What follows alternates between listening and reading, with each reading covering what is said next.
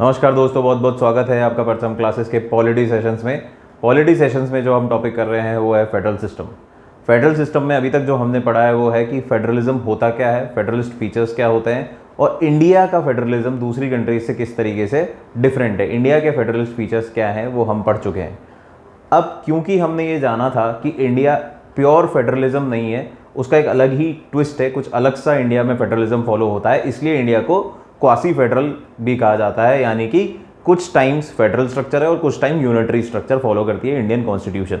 So basically हमने federal जो features है, इंडियन फेडरलिज्म है, वो तो हम पूरा पढ़ चुके हैं। फेडरलिस्ट फीचर कौन सा है वो सारे हम पढ़ चुके हैं। आज हम पढ़ेंगे unitary features of Indian constitution. Unitary features क्या है इंडियन कॉन्स्टिट्यूशन में, जो कि इंडियन फेडरलिज्म को पूरी दुनिया में जो फेडरलिज्म चल रहा है उससे डिफरेंट बनाता है। क्योंकि फेडरलिस्ट फीचर जो है वो तो सब में ही कॉमन है, वो तो सारे के सारे उसी तरीके से फॉलो करते हैं। लेकिन हमारे इंडिया में क्या होता है, जो यूनिटरी फीचर्स हैं वो भी कहीं कहीं लागू होते हैं, जिस वजह से हमारे सिस्टम को क्या बोला जाता है, क्वासी फेडरल। क्या बोला जाता है, क्वासी फेडरल। ये हम पढ़ चुके हैं लास्ट क्लासेस में भी, क्वासी फेडरल। सो क्वासी फेडरल कब बनता है, जब हमारे पास फेडरल फीचर्स भी हैं और कुछ हमारे पास यूनिटरी फीचर्स भी हैं। यानी कि हमारे को जब जरूरत पड़ती है, या मोस्टली हम फेडरल हैं, लेकिन कुछ टाइम पे कुछ ऐसी जगह है जहाँ पे we tell to unitary system, या यूनिटरी सिस्टम फॉलो होने लग जाता है हमारे यहाँ पे एज पर आर कॉन्स्टिट्यूशन। सो क्या यूनिटरी फीचर्स हैं, आज हम इस बारे में पढ़ेंगे और साथ ही साथ हम पढ़ेंगे इसका एनालिसिस, क्रिटिकल एनालिसिस या निरीक्षण, इसका कि एंड में क्या निष्कर्ष निकला वो हम करेंगे। सो चलिए स्टार्ट करते हैं। Unitary features of India, Indian constitution के यूनिटरी फीचर्स क्या है। फेडरल फीचर्स तो हमने पढ़ लिए, अब यूनिटरी फीचर्स कहते हैं कि कहाँ कहाँ ऐसा प्रूव होता है कि इंडिया यूनिटरी सिस्टम को भी फॉलो करता है। तो सबसे पहला जो बात है, यूनिटरी का मतलब मैंने आपको जैसे बताया था, वापस एक बार हल्का सा ब्रीफ। यूनिटरी सिस्टम वो होता है जहां पे सारी पावर्स एक ही जगह लोकेटेड होती है, सेंटर पे। The main powers lie with the centre, सारी पावर्स सेंटर के साथ है। और in case if there are subsidiary powers या स्टेट पावर्स हैं, स्टेट में भी अगर पावर्स हैं, तो वो पावर्स क्या होती हैं, नेशनली उनको आशीर्वाद देता है, नेशनल सेंटर ही उनको वो पावर्स देता है। सारी पावर्स रहती नेशनल के पास है, वो ही डिस्ट्रीब्यूट करता है, डेलीगेट करता है। एज सच इनकी ऑटोनॉमी नहीं है, इनके पास खुद की पावर नहीं है। ये अगर कोई पावर होती भी है, अगर स्टेट पावर्स हैं भी, या स्टेट के पास कुछ सिस्टम भी है, तो वो देने वाला कौन है, वो सेंटर ही है। सेंटर अथॉरिटी इनको पावर्स ग्रांट करता है। तो मेन पावर सारी कहाँ पे, सेंटर में। ये होता है यूनिटरी सिस्टम। और फेडरल में क्या होता था हमने कि ऑटोनॉमस स्टेट अथॉरिटीज भी होती हैं, स्टेट बॉडीज के पास भी अपनी पावर्स होती हैं, ऑटोनॉमी होती है, साथ ही साथ सेंटर इज ऑल्सो स्ट्रॉन्ग। तो वो होता है फेडरल, जैसा कि यूएसए में फॉलो होता है। क्लियर है। और हमारे इंडिया में भी एक फेडरलिज्म होता है, लेकिन हमारा डिफरेंस है कि क्योंकि कई जगह हम प्योर यूनिटरी भी हो जाते हैं, कई जगह हम यूनिटरी सिस्टम भी फॉलो करते हैं। इसी वजह से हमें क्या बोला गया है, क्वासी फेडरल। तो डिफरेंस समझ में आया, एक हुआ फेडरल, एक हुआ यूनिटरी, और हम हुए क्वासी फेडरल। कि हम बेसिकली तो फेडरल ही हैं, लेकिन कई जगह हम क्या करते हैं, यूनिटरी फीचर्स को भी फॉलो करते हैं, इसलिए we are called as quasi federal. Clear है। ऐसा कोई वर्ड कॉन्स्टिट्यूशन में नहीं है हमारे, पर जब हम इसका निरीक्षण करते हैं, एनालिसिस करते हैं, तो इट कम्स आउट कि हम क्वासी फेडरल हैं। क्लियर है। सो क्या है यूनिटरी फीचर्स। यूनिटरी फीचर जो इंडिया में है, सबसे पहला स्ट्रॉन्ग सेंटर। सेंटर जो है हमारा, सेंटर जो गवर्नमेंट है, सेंट्रल गवर्नमेंट है, वो बहुत ही ज्यादा स्ट्रॉन्ग है, वो स्टेट गवर्नमेंट से पावरफुल है, ज्यादा पावरफुल है। जैसा क्या होता है यूएसए और इन अदर फेडरल सिस्टम में क्या होता है, सबके पास अपनी अपनी पावर्स होती हैं। हमारे पास भी पावर्स है, सेंटर के पास भी पावर है, स्टेट के पास भी पावर है, लेकिन सेंटर के पास ज्यादा पावर है, सेंटर ज्यादा मजबूत है फ्रॉम दी स्टेट्स। जैसे बॉलीवुड में आप मान ले कि सलमान खान है, सलमान खान हो गया हमारा सेंटर, ये है मेन हीरो, ये सारी पावर्स इसके पास है बॉलीवुड की। जनरली ऐसा मैं नहीं कह रहा, मतलब जैसा अपन सुनते हैं उससे अपन एक एनालिसिस कर सकते हैं। So Salman Khan has all the power centre में, कि भैया किसको पिक्चर में लेना है, किसको नहीं लेना, किसको एडिट करना है, किसका सीन काटना है, क्या करना है। So centre has all the powers. और जो रेजिडरी छोटी छोटी स्टेट पावर्स हैं, तो वो इसमें आप मान ले कि छोटे छोटे जो नए नए एक्टर्स आते हैं, इनके पास थोड़ी बहुत पावर्स है कि अपनी फिल्म को कर लें, अपनी फिल्म में क्या क्या चेंजेस करने वो कर लें। लेकिन मेन पावर किसके पास है, सलमान खान के पास। ऐसा अपन मान सकते हैं, ऐसा है नहीं है वो अलग बात है, लेकिन अपन ऐसा मान सकते हैं। तो सिमिलरली जब अपन गवर्नमेंट के स्ट्रक्चर की बात करते हैं, तो स्ट्रॉन्ग सेंटर का मतलब क्या है, जो सेंट्रल गवर्नमेंट है हमारी, जो मोदी जी हैं हमारे, आज की तारीख की बात कर रहा हूँ, मोदी जी हैं हमारे, तो वो बहुत स्ट्रॉन्ग है, उनके पास सारी पावर्स हैं। और जब भी कोई प्राइम मिनिस्टर की सीट पर बैठेगा, जो हमारा सेंट्रल गवर्नमेंट में हेड होगा, तो उसके पास वो पावर रहेगी। ऐसा नहीं है कि मोदी जी है इसलिए पावर है, और कोई होता तो पावर नहीं होती। सबके पास पावर रहती है, सेंटर के पास ज्यादा पावर रहती है। कैसे प्रूव होता है कि सेंटर के पास ज्यादा पावर है, तो ऐसे प्रूव होता है कि यूनियन लिस्ट जो हमारी हमने पढ़ा था शेड्यूल 7 में, जो हमारे अलग अलग सब्जेक्ट दे रखे हैं हर लिस्ट में, यूनियन के सब्जेक्ट्स हैं, स्टेट के सब्जेक्ट हैं, देन कॉन्करेंट सब्जेक्ट्स हैं। तो यूनियन के जो सब्जेक्ट्स हैं वो ज़्यादा हैं किससे, स्टेट के सब्जेक्ट से। तो इस वजह से हमें क्या पता पड़ता है कि सेंटर थोड़ा सा ज़्यादा मजबूत है। साथ ही साथ कुछ इंपॉर्टेंट सब्जेक्ट्स हैं वो सेंटर ने रखे हैं कि फॉरेन अफेयर्स है, डिफेंस है, ऐसे कुछ अफेयर्स हैं जो सेंटर ने अपने पास रखे हैं और स्टेट को उनमें कोई भी लेन देन नहीं दिया है, स्टेट का कोई भी उसके अंदर से नहीं है। तो वापस सेंटर हैज मोर पावर्स या मोर इन्फ्लुएंशियल टॉपिक्स, मोर इन्फ्लुएंशियल पार्ट्स, जिसकी वजह से सेंटर हमारा स्ट्रांग दिखता है। Third, centre has overriding authority of concurrent list. अब जैसे आपको पता है कि हमारी 3 टाइप की लिस्ट होती हैं, स्टेट लिस्ट जो हमारे स्टेट जिस पे लॉज बनाएगी, then you have union list जिस पे हमारा सेंटर लॉज बनाएगा, जो कि ज़्यादा है, पावरफुल है, उनके पास इंपॉर्टेंट टॉपिक्स हैं, plus number of topics and number of subject भी किसके पास ज़्यादा है, यूनियन के पास है। Similarly there is a third list, concurrent list. Concurrent list में क्या होता है, जहाँ स्टेट भी लॉ बना सकती है और हमारी सेंटर भी लॉ बना सकती है, लेकिन उसमें भी ओवरराइडिंग अथॉरिटी किसके पास है, सेंटर के पास है। उस कॉन्करेंट लिस्ट में भी पावरफुल कौन है, ओवरराइड कौन कर सकता है, हमारा सेंटर कर सकता है। तो centre becomes powerful in that system also. फिर फाइनली एक और लिस्ट होती है रेजिडुअरी पावर्स, जो है जो टॉपिक तीनों में नहीं है, जो सब्जेक्ट तीनों में नहीं है, ना अपने यूनियन में आए, ना अपने स्टेट में आए, ना अपने कॉन्करेंट में आए, तो वो होते हैं रेजिडुअरी सब्जेक्ट। और वो सब्जेक्ट्स पे लॉ बनाने का हक किसको है, हमारे सेंटर को है, हमारे सेंट्रल गवर्नमेंट को है। तो वापस सेंटर स्ट्रांग होगी। तो इनसे हमें क्या पता पड़ता है कि we have a strong centre. And strong centre means, जो हमने पढ़ा था, मेन पावर्स अगर सेंटर में है तो क्या हो जाता है, ये यूनिटरी फीचर हो जाता है। ये यूनिटरी फीचर कि सेंटर के पास ज्यादा पावर है। Moving ahead, states not indestructible. अब हमारी जो स्टेट्स हैं बेसिकली, जो स्टेट जितनी भी बाउंड्रीज हैं, स्टेट्स की जो टेरिटरी है, तो स्टेट्स के पास खुद की टेरिटोरियल इंटीग्रिटी नहीं है। अगर आपको याद है, जो हमने यूनियन एंड टेरिटरी चैप्टर पढ़ा था, आर्टिकल 1 to 4 जो हमने कवर करा था, तो उसमें हमारे पास पावर थी फिदा। एक हमने एक्रोनिम भी पढ़ा था, फिदा मतलब formation, increase decrease the area of any state, boundaries alter करना। ये पावर किसके पास रहती है, सेंटर के पास। क्या मतलब है कि सेंटर अगर चाहे तो किसी भी स्टेट के एरिया को बड़ा चढ़ा सकती है, आगे बढ़ा सकती है, बाउंड्रीज एक्सटेंड कर सकती है, छोटा कर सकती है, बड़ा कर सकती है, तोड़ सकती है, बांट सकती है। तो सेंटर किसी भी स्टेट की टेरिटरी के साथ खेल सकती है, इंटीग्रेट कर तोड़ सकती है, मोल्ड कर सकती है अपने अनुसार, और वो भी किसके साथ, एक सिंपल मेजोरिटी पास करने के साथ। तो जैसे आंध्र प्रदेश से तेलंगाना अलग हुआ, तो it was as a result of centre practising simple majority से उन्होंने वो रूल कर लिया। देन जम्मू कश्मीर को अपन ने 2 यूनियन टेरिटरीज में करा, तो वो भी क्या है, सिंपल मेजोरिटी से ही सेंटर ने ये कार्यक्रम करा। सो सेंटर के पास पावर है कि स्टेट की बाउंड्रीज को ऑल्टर कर सकती है, चेंज कर सकती है, increase the area, decrease the area, increase the boundaries, decrease the boundaries, alter the name बदल सकती है। तो वो सारी चीजें किसके पास पावर है, सेंटर के पास है। स्टेट का इसके अंदर कोई ज्यादा से रहता नहीं, वो सिंपल मेजोरिटी से ये हो जाती है। क्लियर है बात। So no right to territorial integrity, इसलिए इसको क्या बोला जाता है, indestructible union of destructible states. Indestructible union से बाहर नहीं जा सकती, स्टेट को आप बाहर नहीं पटक सकते हो, स्टेट को आप बाहर नहीं निकाल सकते, स्टेट खुद चाह के बाहर नहीं निकल सकती। लेकिन अंदर, कंट्री के अंदर अगर मेरे को कोई भी, ये जैसे हमारा इंडिया है, तो ये एक हमारी स्टेट है, तो स्टेट के मैं चाहूं तो 2 टुकड़े कर सकता हूं, इसका एरिया बड़ा कर सकता हूं, इसका एरिया छोटा कर सकता हूं, ऊपर कर सकता हूं, नीचे कर सकता हूं, वो सब चीजें मैं कर सकता हूं, मतलब सेंटर कर सकता है। लेकिन इसको कंट्री से बाहर जाने की अनुमति नहीं है, सिसीड अवे करने की अनुमति नहीं है इसकी, कंट्री से बाहर चल जाए। तो यूनियन तो इंडिस्ट्रक्टिबल है, यूनियन तो नहीं टूटेगी, रहेंगे तो एक मैप के अंदर ही, एक देश के अंदर ही, लेकिन अंदर का जो रिलेशन है, अंदर का जो पैटर्न है, वो चेंज हो सकता है। तो डिस्ट्रक्टिबल स्टेट्स हैं, स्टेट्स हो गई डिस्ट्रक्टिबल, यूनियन हो गई इंडिस्ट्रक्टिबल। क्लियर है। ये पावर कौन देता है, आर्टिकल 3 देता है। Article empowers the centre to change the name, boundaries and territories of the state, and this can be done with a simple majority, as I have told you. Clear है। So territorial integrity नहीं है इन लोगों के पास। वापस this proves कि centre is मजबूत, सलमान खान मजबूत। Similarly single constitution, अब ये भी हमारा एक यूनिटरी फीचर है कि भैया कॉन्स्टिट्यूशन, इतना बड़ा देश है, इतने सारे स्टेट्स हैं, लेकिन फिर भी हम एक ही कॉन्स्टिट्यूशन के बेस पे चल रहे हैं। एक ही कॉन्स्टिट्यूशन हमारे सेंटर में भी है और वही कॉन्स्टिट्यूशन हमारी स्टेट्स पे भी लागू होता है। हालांकि यूएसए और जो अदर फेडरल सिस्टम होते हैं उसमें क्या होता है, वहां पे सेंटर का अलग कॉन्स्टिट्यूशन होता है, स्टेट का अलग कॉन्स्टिट्यूशन होता है, लॉ अबाइड जो भी करते हैं वो अपने अपने कॉन्स्टिट्यूशन के अनुसार करते हैं। लेकिन हमारे यहाँ पे क्या है, हमारे यहाँ पे एक ही कॉन्स्टिट्यूशन है, एक ही संविधान है, जो कि कश्मीर से लेकर कन्याकुमारी तक लागू किया जाता है।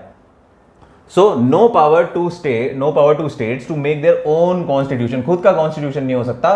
Both centre and state must operate within this single constitution, यही सिंगल कॉन्स्टिट्यूशन है, यही संविधान है जिसको B.R. अम्बेडकर साहब ने लिखा था, ड्राफ्ट किया था, वो ही कॉन्स्टिट्यूशन आपको मानना पड़ेगा। J&K was the only exception, अभी तक जम्मू एंड कश्मीर एक एक्सेप्शन था, स्पेशल स्टेटस था उनको, तो उनका खुद का एक कॉन्स्टिट्यूशन था, लेकिन वो भी मोदी जी ने हटा दिया है। तो अब JK भी क्या फॉलो करता है, एक ही कॉन्स्टिट्यूशन फॉलो करता है। Only parliament is allowed to make the changes to the constitution. एक और बात है कि भैया हमारे कॉन्स्टिट्यूशन में अगर हमारे को कोई चेंज लाना है, कोई अमेंडमेंट लाना है, तो only parliament has the power, only the central government has the power to bring about the changes कौन लाएगा, हमारी पार्लियामेंट लाएगी, हमारी स्टेट लेजिस्लेचर चेंजेस नहीं इनिशिएट कर सकती, जो कि दूसरी फेडरल स्टेट्स में प्रोविजन होता है कि स्टेट से भी कॉन्स्टिट्यूशनल चेंज हो सकता है। पहली बात, स्टेट का अपने आप में कॉन्स्टिट्यूशन होता है तो चेंज कर ही सकते हैं। Then flexibility of the constitution, अब हमारा कॉन्स्टिट्यूशन कितना लचीला है, कितने उसमें हम ऊपर नीचे कर सकते हैं, आगे पीछे कर सकते हैं, चेंज कितने कर सकते हैं, तो इसमें भी हमारे सेंटर के पास पावर है। जैसा कि आपको पता है कि कॉन्स्टिट्यूशन को कौन चेंज कर सकता है, only the parliament can change, only the parliament.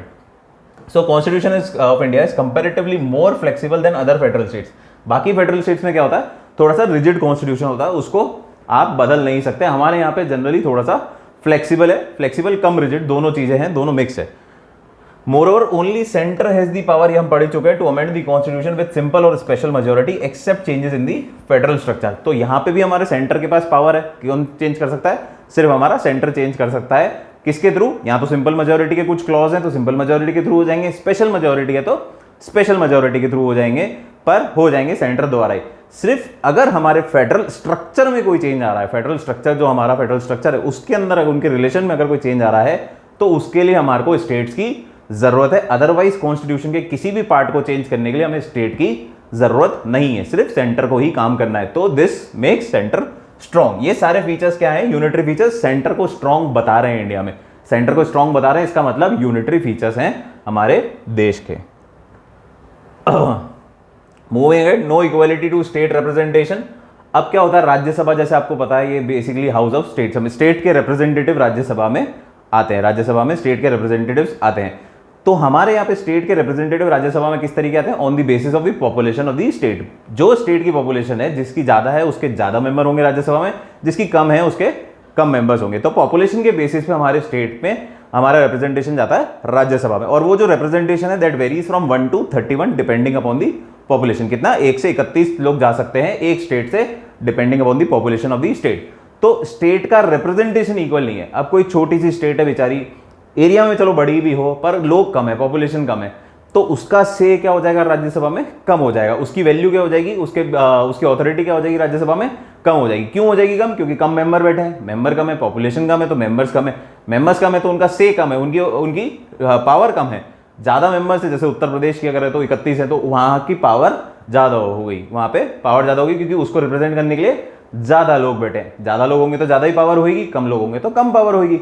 तो हमारे देश में प्रॉब्लम क्या है, अब प्रॉब्लम है या नहीं है वो आप लोग समझदार हैं, कि स्टेट का साइज इंपॉर्टेंट नहीं है, स्टेट का रिप्रेजेंटेशन इंपॉर्टेंट नहीं है, यहाँ पे कितनी भीड़ है ये इंपॉर्टेंट है, कितनी जनता है भाई, कितनी जनता। जनता की भी कैटेगरी नहीं है, जनता पढ़ी लिखी है, जनता अनपढ़ है, कुछ भी है, उससे मतलब नहीं है। जनता कैसी है, हायर कैटेगरी की, लोअर कैटेगरी की, मिडिल कैटेगरी है, उससे भी मतलब नहीं है। जनता कितनी है, पॉपुलेशन कितनी है, उसके बेस पे there is representation in Rajya Sabha, which is so unlikely than in USA. USA में क्या होता है, हर स्टेट का इक्वल रिप्रेजेंटेशन है, पॉपुलेशन से मतलब नहीं है। अगर 50 स्टेट हैं, अगर क्या है ही 50 स्टेट, सो 50 स्टेट का मतलब यह है 2 from every states makes 100 people in the American senate. जो सीनेट बोलते हैं, राज्यसभा हमारे यहाँ बोलते हैं, तो वहां पे सीनेट होती है, तो वहां पे कितने लोग हैं, 100 लोग हैं, मतलब हर स्टेट से 2 लोग भेजे जाते हैं। तो पॉपुलेशन कम हो या पॉपुलेशन ज्यादा हो, स्टेट का से बराबर है, हर स्टेट को बराबर बराबर महत्व दिया गया है। लेकिन हमारे यहाँ पे क्या है, थोड़ा सा उल्टा है, पॉपुलेशन ज्यादा होगी तो उसका से भी ज्यादा हो जाएगा। क्लियर है, okay. Moving ahead, emergency provisions. अब इमरजेंसी प्रोविजंस जब आ जाते हैं हमारे, यानी आर्टिकल 352, 356 या 360 जब हमारे यहाँ पे लगता है, तो सारी पावर्स किसके पास शिफ्ट हो जाएंगी। बहुत सिंपल सी बात है, इमरजेंसी प्रोविजन है तो सारी अथॉरिटी कौन ले लेगा, सेंटर ले लेगा, स्टेट के पास कोई पावर नहीं रहती है। ये हमारा इमरजेंसी प्रोविजन बोलता है। इससे क्या प्रूव होता है कि centre is strong.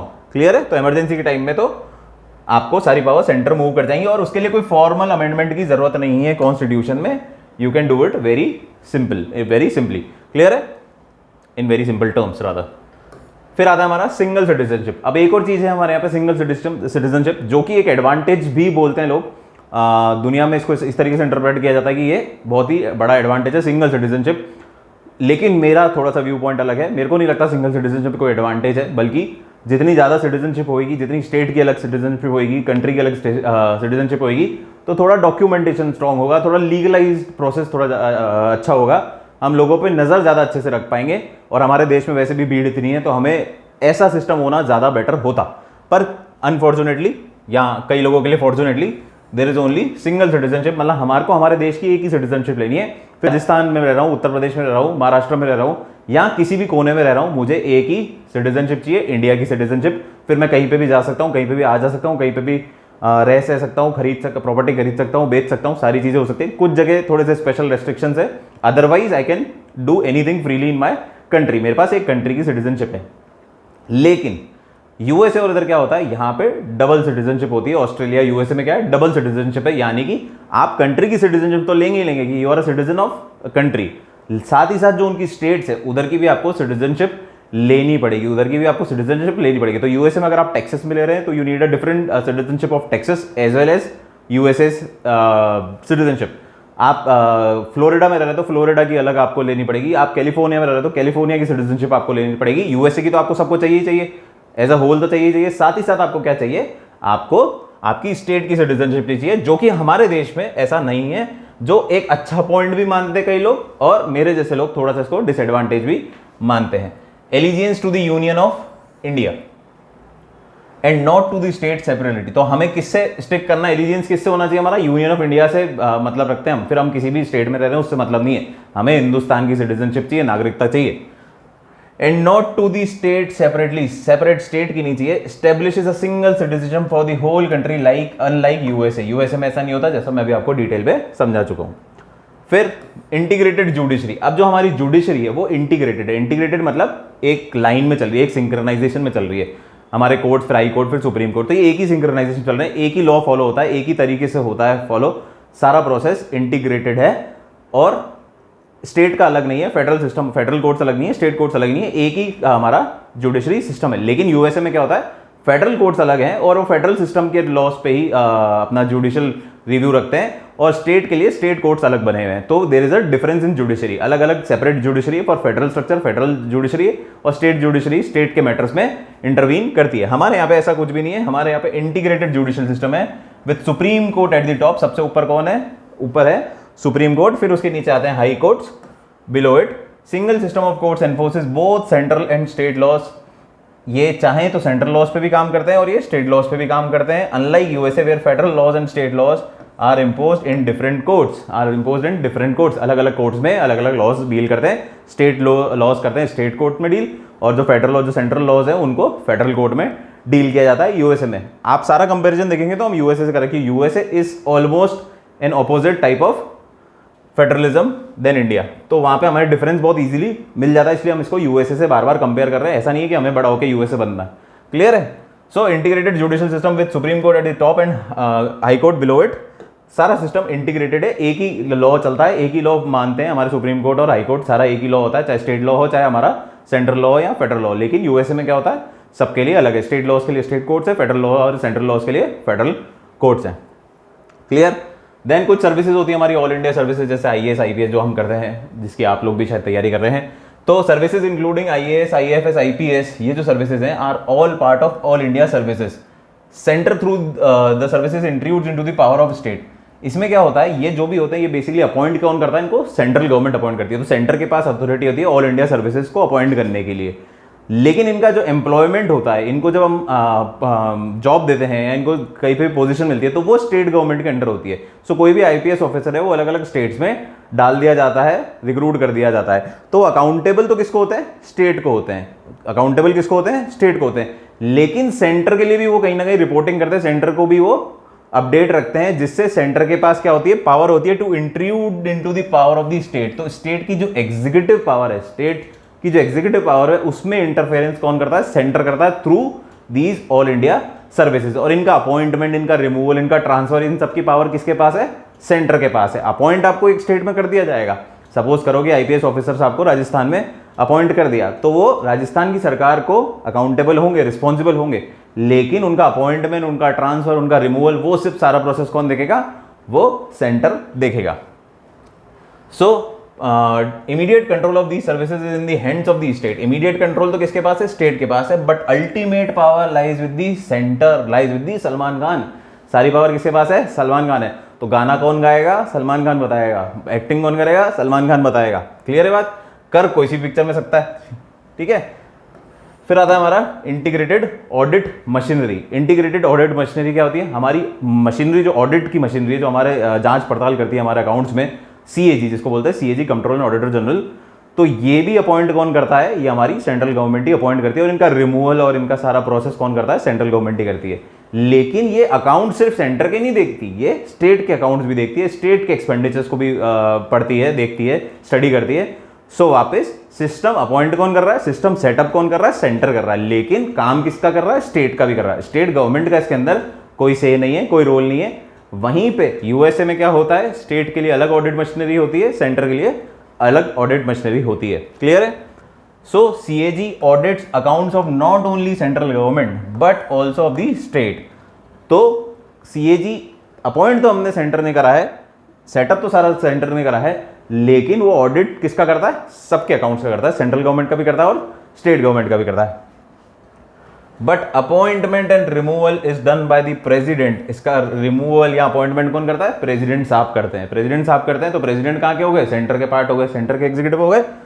Without consulting the state, state बेचारों से कुछ नहीं पूछा जाता और बोलता लाओ किताबें दिखाओ, आपके अकाउंट दिखाओ, चेक कराओ भाई क्या डेबिट क्या क्रेडिट हो रहा है, ये सारा चेक कराओ। सो स्टेट का कोई सही नहीं है। वहीं पे अमेरिकन कंट्रोलर जो है, कंट्रोलर है, जनरल है, has no role with the, ये कंट्रोलर है ना, has general has no role with the respect to states, with respect. तो अमेरिकन कंट्रोलर अगर है, सेंटर का जो कंट्रोलर है यूएसए में, उसका स्टेट से कोई लेन देन नहीं, वो स्टेट के जांच पड़ताल, अकाउंट्स को जांच पड़ताल नहीं कर सकता, छानबीन नहीं कर सकता स्टेट के अकाउंट्स में, तो स्टेट से कोई रोल नहीं है। लेकिन हमारे यहाँ पे CAG, though appointed by the centre, looks into the accounts of both state as well as the centre. Then parliament authority over state list. अब पार्लियामेंट को क्या है? पार्लियामेंट को पावर है empowered to legislate on any subject of the state list of Rajya Sabha if Rajya Sabha passes a resolution to the effect in national interest and can be done at non-emergency time also। तो राज्य सभा ने अगर कोई simple resolution या resolution से बोला कि इस टॉपिक पे, स्टेट लिस्ट का टॉपिक है, स्टेट लिस्ट का टॉपिक जनरली क्या होता है? जो स्टेट का काम है, स्टेट के जुरिस्डिक्शन में, मतलब स्टेट की पावर्स हैं उसके साथ काम करने की, उस पर लॉ बनाने की। लेजिस्लेटिव अथॉरिटी किसके पास है? स्टेट के पास। लेकिन अगर राज्यसभा में कोई रेजोल्यूशन पास हो गया कि इस पर्टिकुलर टॉपिक पे सेंटर को लॉ बनाना चाहिए, सेंटर को लॉ बनाना चाहिए, तो सेंटर लॉ बनाएगी उस पे, ना कि स्टेट बनाएगी। So parliament authority over state list. अब जब हमने कैटेगराइजेशन कर दिया कि भैया सेंट्रल लिस्ट जो है यूनियन लिस्ट है उस पर यूनियन बनाएगी, स्टेट लिस्ट है उस पर स्टेट बनाएगी, और कॉन्करेंट है उस पर दोनों बना सकते हैं। लेकिन यहाँ पे क्या है? यहाँ पे उस चीज को भी नकारा जाता है, फेडरल स्ट्रक्चर को नकारा जाता है। यहाँ पे क्या बोला है कि स्टेट लिस्ट पे भी पार्लियामेंट लॉ बना सकती है अगर राज्यसभा में ये मूवमेंट पास हो, ये मोशन पास हो जाता है। तो आपको क्या करना है? आपका जो लॉ बनाएगी वो सेंटर ही बनाएगी उस टॉपिक पे, पर्टिकुलर टॉपिक पे जिस पे रेजोल्यूशन पास किया गया है। So parliament is empowered to legislate on any subject of the state list if Rajya Sabha passes a resolution to that effect in national interest, और बोल दे वो नेशनल इंटरेस्ट है तो उस पर पार्लियामेंट लॉ बनाएगी। और ये ऐसा नहीं है कि भैया इमरजेंसी के टाइम ही होगा, भाई इमरजेंसी में तो चलो सारी पावर कहाँ शिफ्ट हो जाती है? सेंटर के पास हो जाती है। ये नॉन इमरजेंसी टाइम में, जनरल टाइम में भी ऐसा हो सकता है। राज्यसभा ने अगर रेजोल्यूशन पास कर दिया तो उस पर लॉ कौन बनाएगी? हमारी पार्लियामेंट बनाएगी। क्लियर है? Then appointment of governor. अब governor is head of the state, जैसे president is the head of the country, तो इसी तरह गवर्नर क्या होता है? हेड ऑफ द स्टेट होता है। लेकिन हेड ऑफ द स्टेट जो है वो स्टेट अपॉइंट नहीं करती, वो कौन अपॉइंट करता है? उसको अपॉइंट करता है हमारे प्रेसिडेंट साहब, गवर्नर को अपॉइंट करते हैं, और अकाउंटेबल भी वो प्रेसिडेंट को ही होते हैं। तो प्रेसिडेंट के एजेंट कहा जाता है गवर्नर को। गवर्नर साहब क्या होते हैं? प्रेसिडेंट के एजेंट होते हैं। So governor of the state is appointed by the president, state has no role in his appointment. अब आप एक स्टेट का हेड बना रहे हो, स्टेट का मालिक बना रहे हो, एक तरीके से हेड अगर मैं बोलूँ तो, स्टेट मालिक तो नहीं पर हाँ बोलो हेड, जिसके ऊपर गवर्निंग पूरी अथॉरिटीज है, गवर्निंग गवर्नेंस वर्ड ही गवर्नर है, तो उसको आप बना तो एक स्टेट का रहे हो, लेकिन बना कौन रहा है? बना रहे हैं ऊपर वाले सेंटर वाले लोग, स्टेट का कोई रोल नहीं है, कोई से ही नहीं है कि भैया इसको बनाओ, इसको बनाओ, इस तरीके से बनाओ, कोई मतलब नहीं है। सेंटर जो चाहेगा वो ही होगा। He acts as an agent to the central government in state, central government का स्टेट में एजेंट है, स्टेट के अंदर सेंट्रल गवर्नमेंट का एजेंट है, और वापस he intrudes into the power of state government, intrudes into the executive power of state. तो एग्जीक्यूटिव पावर ऑफ स्टेट है, उसमें जो हमारा इंटरफेरेंस है, जो हमारा घुसने का पर्पस है, वो किससे फुलफिल होता है? हमारे गवर्नर से। तो सेंटर वापस पावरफुल है स्टेट से। ये क्या प्रूव करता है? Unitary feature. ये सारे हमारे यूनिटरी फीचर के बारे में बताते हैं कि हमारा सेंट्रल गवर्नमेंट स्ट्रांग है, या सारी गवर्नमेंट जो पावर है वो मोस्टली सेंटर के पास है। ये यूनिटरी फीचर होता है। फिर वीटो और स्टेट बिल्स, ये एक और नई कहानी मतलब पुरानी कहानी, ये एक और कहानी कि अगर गवर्नर चाहता है तो कोई भी बिल जो स्टेट लेजिस्लेचर में पास हुआ है उसको प्रेसिडेंट के पास भेज सकता है फॉर हिज से, उसके पास सकता है, और प्रेसिडेंट चाहे तो उसको रोक सकते हैं, उसको अपना असेंट देना उनके लिए कंपल्सन नहीं है, और वो वापस उसको सेकंड हियरिंग के लिए भेज सकते हैं। और जब दोबारा चल के दोबारा पास होके वापस वो प्रेसिडेंट के पास जाता है तो प्रेसिडेंट साहब वापस उसको रोक सकते हैं। तो एब्सोल्यूट वीटो पावर रहती है प्रेसिडेंट साहब के पास। So governor is empowered to reserve certain type of bills passed by state legislature. किसने पास करे? स्टेट लेजिस्लेचर ने पास करे कुछ bills for consideration of the president. ये हमने रोक दिया कंसिडरेशन ऑफ द प्रेसिडेंट के लिए। प्रेसिडेंट साहब can withhold his assent to such bills in not only the first instance but also in the second instance। अब प्रेसिडेंट साहब जो हैं वो चाहें तो इस बिल को रोक सकते हैं, सिर्फ पहली बार ही नहीं, जब दोबारा वो आएगा रिकमेंडेशन के बाद वापस पास होकर आएगा तो तब भी उसको रोक सकते हैं, उसे पास होने से रोक सकते हैं। तो इसको क्या बोला जाता है? Absolute veto. इसको क्या बोला जाता है? Absolute veto. क्लियर है? USA and Australia have state autonomy, और वहीं पे यूएसए और ऑस्ट्रेलिया जो फेडरल स्ट्रक्चर है, दूसरे फेडरल स्ट्रक्चर हैं, वो क्या है? उनके पास स्टेट ऑटोनॉमी है, उसमें प्रेसिडेंट साहब का रोल नहीं है, स्टेट ही उस पर जो भी एक्शन लेगी स्टेट ही लेगी, सेंटर का कोई रोल नहीं है, इधर सेंटर का रोल है। और ये गवर्नर तो बहुत ही मिसयूज होता है हमारे देश में। गवर्नर जो हमारी पोजीशन है बहुत ही प्राइम पोजीशन है एक स्टेट की, लेकिन इसका बहुत मिसयूज होता गया। इंदिरा गांधी मैडम के टाइम भी बहुत मिसयूज हुआ था, आज के टाइम में भी कई जगह मिसयूज हो रहा है। वो आप लोगों का होमवर्क है कि आप देखेंगे, आप सोचेंगे किस तरीके से गवर्नर का मिसयूज हो रहा है। एक हिंट दे देता हूँ, एक लेफ्टिनेंट गवर्नर नए बने हैं, उन्होंने बहुत मिसयूज कर रखा है। एक बार उनको डिटेल से पढ़ें कि क्या गलत हो रहा है हमारे देश में, क्या चल रहा है हमारे देश में, पावर का मिसयूज किस तरीके से हो रखा है। तो आप लोग का होमवर्क है कि आप ये जाने कौन से गवर्नर साहब अभी बहुत सारा खिलवाड़ कर रहे हैं हमारे देश के साथ। लेफ्टिनेंट गवर्नर, हिंट देता हूँ, lieutenant governor in the sense union territory के हेड हैं। जो स्टेट के गवर्नर है तो जो हमारे एलजी हैं किसी एक यूनियन टेरिटरी के, और रादर एक से भी ज्यादा यूनियन टेरिटरी के, वो क्या कर रहे हैं हमारे देश के साथ, एक बार आप थोड़ा सा सर्च करें। Integrated election machinery. अब इसी तरह हमारी जो इलेक्शन मशीनरी है, जो इलेक्शन का जो हमारा प्रोसेस होता है हमारे देश में, वो चाहे फिर सेंटर का हो चाहे स्टेट हो, एक ही ऑर्गेनाइजेशन, एक ही कमीशन है जो उसको कैरी फॉरवर्ड करती है, उसको आगे लेके जाती है। इंटीग्रेटेड इलेक्शन कमीशन है, कोई नई कमीशन सेटअप नहीं होती। स्टेट के लिए अलग इलेक्शन बॉडी नहीं है, सेंटर के लिए अलग इलेक्शन बॉडी नहीं है, जो कि जनरली फेडरल स्ट्रक्चर्स में होता है। स्टेट के इलेक्शन अलग बॉडी कराती है और सेंटर के इलेक्शन अलग बॉडी कराती है। लेकिन हमारे देश में एक ही बॉडी काम करती है जो सेंटर के इलेक्शन भी कराएगी और स्टेट के इलेक्शन भी कराएगी। तो which is, I don't know, it is an advantage और डिसएडवांटेज, आप लोग फ्री हैं, आप लोग जज कर सकते हैं। So conduct of elections and both state and conduct of elections of both state and centre are carried out by the independent separate body known as election commission. क्या बोलते हैं इंडिपेंडेंट बॉडी को? Election commission. अभी थोड़े दिन पहले ये बहुत चर्चा में भी थी, वापस होमवर्क है, ढूंढना क्यों थी। Constituted by the president, states have no say in their appointment and removal. President constitute by the president, किसने अपॉइंट करता है इस इलेक्शन कमीशन को? अपॉइंट कौन करता है? हमारे प्रेसिडेंट साहब। यानी आज की तारीख में अगर बात करूं तो कौन अपॉइंट करेगा? रामनाथ कोविंद साहब करेंगे। और स्टेट का कोई भी इसमें लेन देन नहीं है। अब यार वापस मजाक हो गई है तो, कि स्टेट के इलेक्शन हो रहे हैं, स्टेट में लोग तय कर रहे हैं कि कौन आएगा, लेकिन इसको कराने वाला स्टेट का आदमी नहीं है, इसका आदमी कोई और है। अब वो एक रीजन हो सकता है कि स्टेट बायस ना है, इस वजह से इन लोगों ने रखा था, पर हो क्या रहा है वो आपको सर्च करना है। तो कुल मिला के स्टेट का अपना से नहीं है इलेक्शन कमीशन को सिलेक्ट करने में या अपॉइंट करने में, सिर्फ सेंटर ही अपॉइंट कर सकती है। मतलब प्रेसिडेंट साहब भी के पास पावर है कि वो इलेक्शन कमीशन को अपॉइंट करे, और वो ही same election commission would be responsible for central elections and as well as state election. तो कहीं के भी इलेक्शन हो, कौन बोलेगा? बोलेंगे इलेक्शन कमीशन ही, जो कि प्रेसिडेंट साहब द्वारा अपॉइंट करी गई है। USA on the other hand has separate machineries for conduct of election और फेडरल एंड स्टेट है सेपरेट मशीनरी। अब आप मतलब इन पॉइंट से ही आप अंदाजा लगा सकते हैं कि जब ऐसा सिस्टम होगा तो देश थोड़ी सी तरक्की तो ज़्यादा करेगा ही करेगा। और यही कारण है, मुझे लगता है कि यूएसए तरक्की करता है क्योंकि वहाँ पे सेपरेशन ऑफ पावर सिस्टम बहुत ही अच्छे से बनाया है। और हमारे यहाँ पे थोड़ा बहुत मिक्सअप हो गया है, जो कि फोर फादर्स जो हमारे थे, जो ड्राफ्टिंग कमेटी के लोग थे, उनका विजन बहुत अच्छा था। वो हमारे देश को इसी तरीके का बनाना चाहते थे। क्यों बनाना चाहते थे? क्योंकि हमारा देश बहुत अलग अलग variety of languages, variety of people के साथ मिला हुआ है। भिन्न भिन्न प्रकार के लोग हैं, नाना प्रकार के लोग रहते हैं यहाँ पे। तो अगर हर स्टेट को पावर दे दी जाती, हर स्टेट को अपनी अपनी पावर दे दी जाती होती, तो सब तालियां बजा रहे होते, सब अपनी मस्ती में जी रहे होते। इसलिए एक स्ट्रॉन्ग सेंटर होने की बहुत जरूरत थी। ये कारण था हमारे फोर फादर्स का। तो हम ये नहीं बोल सकते कि उनका विजन ही गलत था, जो कि आप लोगों ने देखा होगा कि हमारा मन करता है हम क्रिटिसाइज करना लग जाते हैं फोर फादर्स को कि यार इन्होंने ऐसा संविधान बना दिया, इन्होंने ऐसा संविधान बना दिया।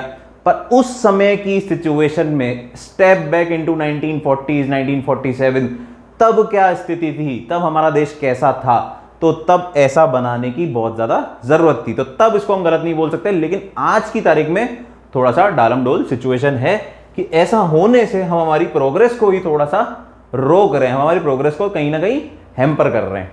क्लियर है? हो गया सारा? वाह यार, ठीक है। ये हमारा सारे पॉइंट हो गए यूनिटरी के। यूनिटरी के सारे पॉइंट्स हमारे कवर हो गए। अब हम कर लेते हैं इसका एक निरीक्षण, इसका समरी निकाल लेते हैं, इसका सार निकाल लेते हैं। वैसे मैंने आपको हल्का सा भी बता ही दिया। तो India deviates from the traditional federal system, जो ट्रेडिशनल कन्वेंशनल फेडरल सिस्टम है, हम उसको फॉलो नहीं करते। हम अपना फेडरल सिस्टम बनाते हैं और हम सारी चीजें अपनी बनाते हैं। हम पहले भी डिस्कस कर सकते हैं, हम हिंदुस्तानी, हमारी जो इच्छा होती है हम करते हैं। हम किसी के अनुसार नहीं चलते, हम अलग इंडिपेंडेंट लोग हैं हम। ठीक है? Federal system incorporates a large number of unitary और नॉन फेडरल फीचर्स। तो हमारा फेडरल सिस्टम तो है, कन्वेंशनल फेडरल सिस्टम नहीं है, पर अलग टाइप का फेडरल सिस्टम है। और इसी वजह से हमारे पास कुछ यूनिटरी फीचर्स भी हैं और कुछ नॉन फेडरल फीचर्स भी हैं। Tilting the balance of the power in the favour of centre. Salman Khan के पास सारी पावर आ जाती है। इस वजह से सारी पावर किसके पास आ जाती है? मोस्टली सेंटर के पास आ जाती है। सिस्टम इस तरीके से बनाया हुआ है।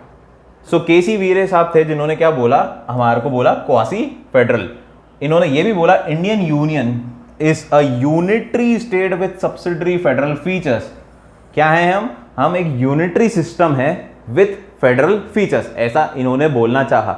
लेकिन जो हमारा एक्चुअल में क्या है, हम जो बने हैं, जो हमारे फोर फादर्स ने हमारे को बनाया था, उसका पर्पस क्या था? It is a federal state with subsidiary unitary features, ऐसा उन्होंने बोला था, या उन्होंने उनका विजन था कि हम फेडरल स्टेट बना रहे हैं विद सम यूनिटरी फीचर्स। लेकिन जो उसका इंटरप्रिटेशन कई लोगों ने करा है, उन्होंने क्या करा है? It is a unitary system with federal features. Clear है बात? क्योंकि यूनिटरी फीचर्स हमारे यहाँ पे थोड़े से ज्यादा और पावरफुल है। सिमिलरली आइवर जेनिंग साहब ने क्या बोला है? नॉट सिमिलरली, अलग से बोला है, अलग तरीके की बात बोली है। Has described it as a federation with strong centralising tendency. Grenville Austin called it as a cooperative federalism. It is a kind of federation to meet India's peculiar needs. तो इन्होंने क्या बोला? ये फेडरलिज्म है, स्ट्रॉन्ग सेंटर टेंडेंसीज की वजह से इसे क्या कर दिया गया? इस टाइप का फेडरलिज्म है जहाँ पे स्ट्रॉन्ग सेंटर बनाया गया है। रीजन नहीं, हमारे देश की रिक्वायरमेंट ही होती, तब हमारा देश चाहता ही ये था। चाहता भी क्या, जरूरत ही ये थी हमारे को एक स्ट्रॉन्ग सेंटर बनाना, क्योंकि हम लोग क्या थे? हम लोग जुड़े हुए नहीं थे। सबसे पहले हमारे को ये समझने की जरूरत है, जो हम पुराने देश की लड़ाइयाँ करते हैं कि हमारे देश को तोड़ दिया गया, हमारे देश को इस तरीके से तोड़ दिया गया, लेकिन हमारा देश कभी जुड़ा हुआ था ही नहीं। हमारा देश कभी जुड़ा हुआ ही नहीं था। ये तो जुड़ने का प्रयास ही हमारा 1947 से हुआ है। तो सेंटर को स्ट्रांग बनाना था, जब हमने सारी प्रिंसली स्टेट्स को हमारे साथ जोड़ा, अलग अलग प्रोविंसेस को हमारे साथ जोड़ा, तो इस वजह से हम एक कंट्री बने हैं। अदरवाइज हम पहले कभी कोई एक कंट्री नहीं थे। We were similar kind of people. हम अलग अलग लोग थे, लेकिन थोड़े थोड़े हमारे बीच में क्या थी? सिमिलरिटीज थी और आसपास का हमारा एरिया था। लेकिन जो जोड़ने का काम है वो हमारे देश का हमारी आज़ादी के बाद ही हुआ है। तो it is a new kind. तो हमारे को जो ऐसी फेडरेशन चाहिए थी, हमारे को ऐसी ही चाहिए थी। हमारे को स्ट्रॉन्ग सेंटर चाहिए था जो रोक के रखे, जो बांध के रखे हमारी स्टेट्स को, हमारे लोगों को। So it is a new kind of federation to meet India peculiar needs. हमारी ज़रूरत थी, हमारी रिक्वायरमेंट थी। इसी पे बी आर अम्बेडकर साहब ने बोला है, constitution avoid the tight mould of federalism. बिल्कुल सही बात है कि टाइट मोल्ड ऑफ फेडरलिज्म नहीं है यहाँ पे।